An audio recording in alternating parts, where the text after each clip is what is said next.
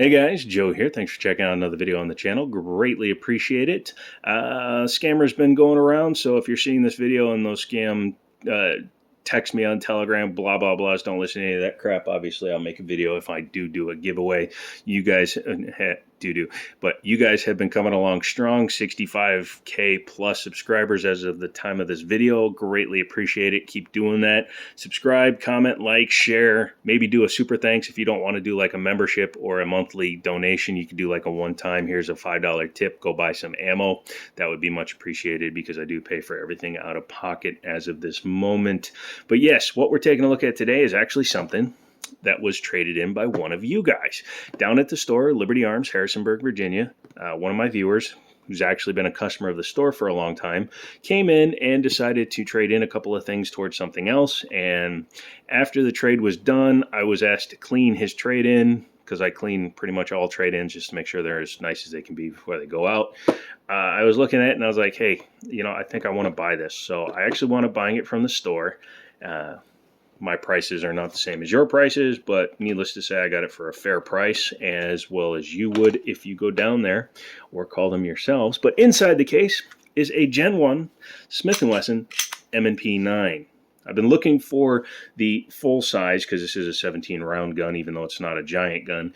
But I've been looking for the full size M&P, and I didn't care one or two. I actually am finding there's a lot of things about the Gen 1 I almost like better than the Gen 2, and we'll talk about a few of those things as we look through it. Normally it comes with 2 magazines. This one came with 3 magazines. Since it's the full size, they do get 17 rounders, so you get 18 total rounds into the gun, 17 plus 1, which is awesome. Being an M&P, it has removable grip modules. Normally the Gen 1 came with 3 total, 1 on the gun, 2 in the box. This one happens to have an extra one, which I will show you in a second. This competes with the Glock for military and police, M&P, usage, and military not so much because obviously SIG 320 with the M17, M18s. But in terms of law enforcement, yes, it's an option for police officers to carry either the Glock or the Smith & Wesson. And depending on the department, depending on the deals they make, some of them are exclusively running like M&Ps. So yeah, pretty cool.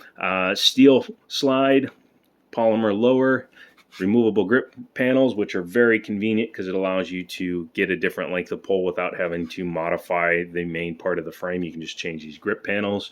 The mag release is reversible. It's on the strong side out of the box because 7% of the population is left-handed, but it is reversible. And if you're like me and you like to shoot left-handed and you want to trade more rigorously, you can easily swap it over, and then you could have a gun that's just left-handed because it also has ambidextrous slide lock slide release. It works very well. It's very stiff on this particular gun. This gun does not have the external manual safety, which is available on both the Gen 1 and the Gen 2s, so it is something that's still available. It would normally go where you can see that little mark there. That notch gets knocked out from the factory, and then you would see the safety back there. Being a Gen 1, it has a couple of differences. The angle is slightly different back here, and it has an extended beaver tail. If you look at a Gen 2, it's truncated, cuts off right at the back of the slide. Popular choice, I guess, or designed better for carry. This doesn't dig into your side. Not 100% sure why. If you know exactly why, let me know down in the comments. More aggressive grip texturing on the Gen 2. However, I do know for a fact that these can be stippled. So I'm probably going to get another set of these and have my guy Greg at Liberty Arms do a stipple grip on this entire gun. So it's going to have a much more aggressive, almost Gen 2 style undercut here, which is nice. And the texturing does come up underneath it. So if you're wearing gloves, you get a nice grip on it. These are rather smooth, but they can, again, be enhanced. Flat bottom to the trigger guard, pretty much flat front. Allows for lights, lasers, bazookas to be attached to it. Standard 1913 3-slot pick rail up here, so you can put your lights, lasers, and bazookas. I'm going to put something on here real quick, but I can only show it from this side. So yeah, there's an O light on there. Beep, beep. So we'll be talking about that particular Olight in a future video. I can't really get into it here. External extractor has the standard sights on it. However, I've already modified them. I shot it with the original 3-dot setup, but I don't like dots on the back, so I use a black acrylic, black those out. They are a tactical style. I'll probably be changing these out for fiber optic or night sights at some point. And then I use a high vis green dot to get that front sight picture there. Come on. There you go. Yeah, so if you just use a high visibility, like fluorescent paint, you can usually get that nice and bright.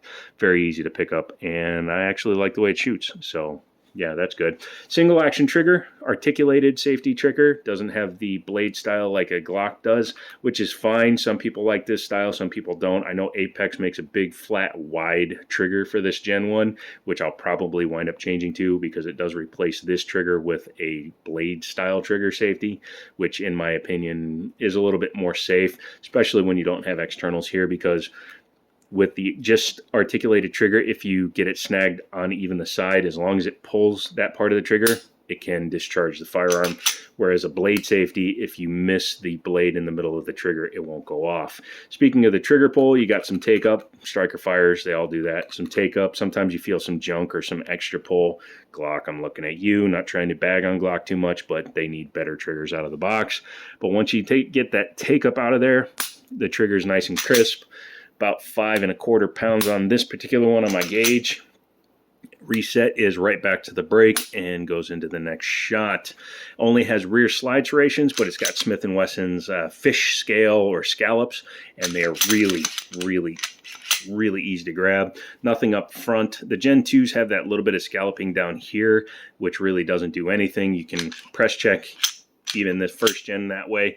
It does have these little cuts up there, so you can grab it with the front of your thumb. You're very close to the end of the barrel, so be careful. Obviously, if you're going to press check, do it that way. However, you do have an open window here, so you can see if a round goes in there, so keep that in mind.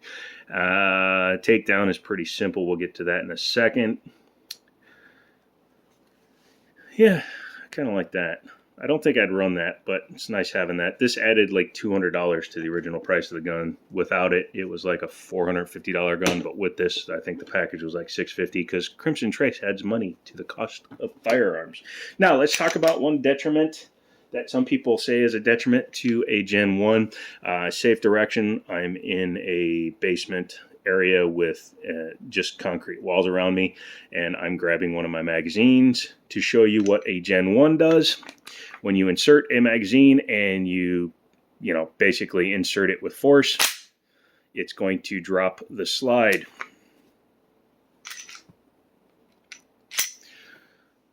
Doesn't do that if you do a slow insert, at least it shouldn't. So there you go.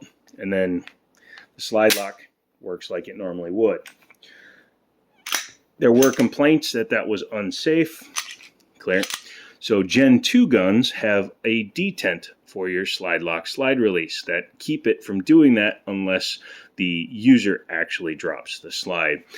Some people think that's a flaw in the gun. I think it's something they did on purpose, but it was not instructed correctly to people when they were purchasing the firearms or informative enough through demonstrations, because that actually makes your reloads faster, and as long as you're holding the gun the way you should, you see how my finger looks like it's gone. If you're nowhere near your trigger and the slide drops, it's not going to set the gun off because there is a firing pin block inside of there. So keep that in mind. It's like an AR-15. You can drop the bolt just by slamming the back of the gun, but it doesn't mean that the gun's going to go off. So if you own a Gen 1 and it does that, it's not a flaw. It's just what they do. They did change and add a detent for the Gen 2s. So if you are more concerned about that, go with the Gen 2. Overall fit and feel, very nice. This gun has a little bit of a round count, not sure how many rounds, but it's got a few through it, including the nearly 100 that I put through it on Sunday with Daniel. Yeah, let's go ahead and pop the top off, shall we? One more time, make sure it's clear. I'm going to get this and this out of here so it's nowhere near the gun so you guys can't scream, "Oh, why would you do that with your bullets near your gun?" That one's obviously empty. So once you've done that, go ahead and lock your slide back. Go ahead and do it one more just because extra safety. And you're going to put your takedown lever in the down position. Now there is a bar in there that I'm going to show you after we take the top off. It does require you to pull the trigger or manually drop that bar. I'm going to pull the trigger in this case and show you the bar is right here. See that metal bar I just moved down? That metal bar is required for disassembly and reassembly. So if I'm pushing it in the down position, it's going to allow me to reassemble the gun, and you'll see what happens when I do. Taking a look at the frame, as you can see, it does have the standard blocks in here. So your front locking block and your rear block with your slide portions. The Gen 2, another difference is that it has a full metal insert up here, so this locking block is actually full length into the front of the dust cover, whereas this one is just more of your standard polymer striker fired gun style.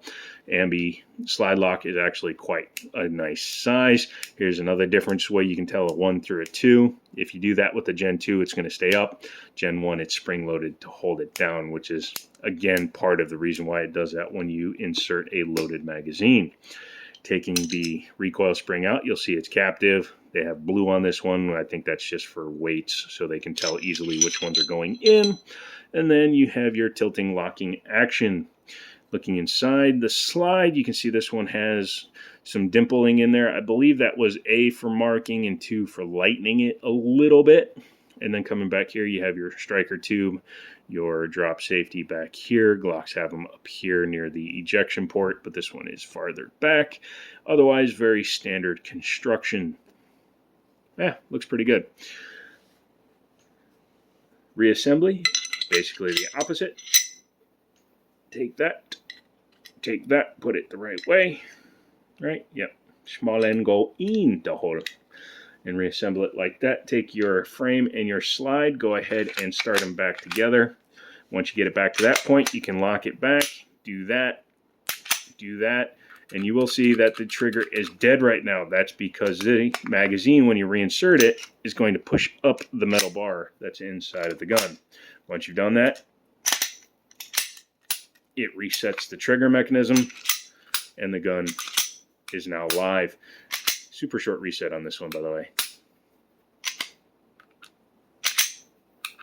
So if you're a dry fire lover, very short reset. So that is the Smith & Wesson M&P 9 first generation, technically full-size gun. What do you guys think of it? Let me know down below. Let me know if you own one, how many rounds you got through it. If you have ever experienced a accidental discharge from the slide dropping from loading a magazine, which again, I don't believe has ever happened, but it is always a possibility, I guess. If you're looking for one of these, contact Liberty Arms. They mostly only have the 2.0s, but you never know what's going to walk into the door. Come back for another video. I did take the white one to the range. You probably saw the short with a little bit of a follow-up, but I'm going to be taking it out for a longer video later in the week, so look forward to that next week. I have a new camera to try out. That's it. Come back for another video. Thank you guys so much for supporting me so far. I hope to see you guys keep coming back and moving into next year once we crest the 100K mark. Hopefully that will allow me to do even more fun stuff for the channel, especially more range trips. That would be nice. So I'm out of here. Come back for the next one, and as always, I'll talk to you later.